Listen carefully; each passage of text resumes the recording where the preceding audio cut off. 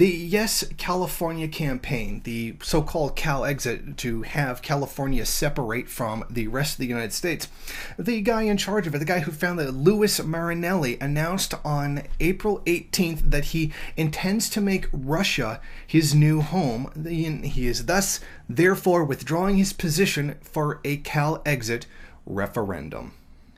Marinelli has campaigned for California's independence, Calexit, since 2015. In November 2016, activists sent a proposal for a referendum to the state attorney's office. They plan to hold a final vote in March 2019. I have found in Russia a new happiness, a life without the albatross of frustration and resentment towards one's homeland, and a future detached from partisan divisions and animosity that has thus engulfed my entire adult life.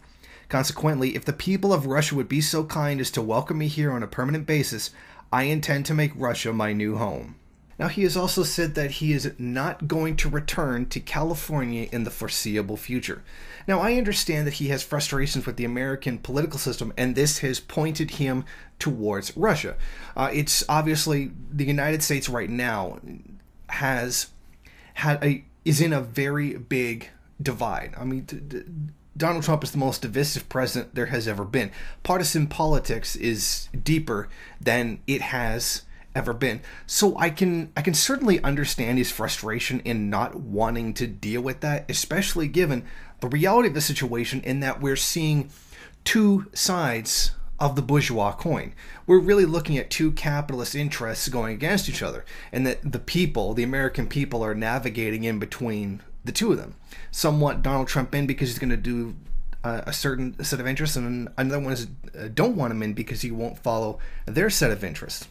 Now, this certainly speaks volumes to me about the whole chances for an upheaval of the American people. If even as something as simple as a referendum can cause its leader, its most hardcore supporter, to just simply peter out and just bail on the whole thing, what does that really say about the movement itself? I mean, I would support California separating from the rest of the United States because it would break up the American empire, but realistically, it's not going to happen. The people of California really aren't willing to fight for something like that when they can just go about the rest of their regular day without really much interference by the rest of the country. So I think it's certainly a big symptom of the reality of one state trying to break off from the rest of the United States. It's really not going to happen. And one of the big motivators for people wanting to do so is really just the partisan politics of bourgeois society. And once there becomes some kind of bridging between the sides, say getting rid of Donald Trump or maybe just acquiescing to Donald Trump's election, you'll see a lot less of this hostility.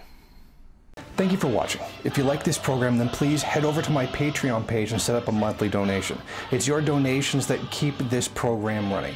Also, if you would like, please rate, comment, subscribe, and share in various social media.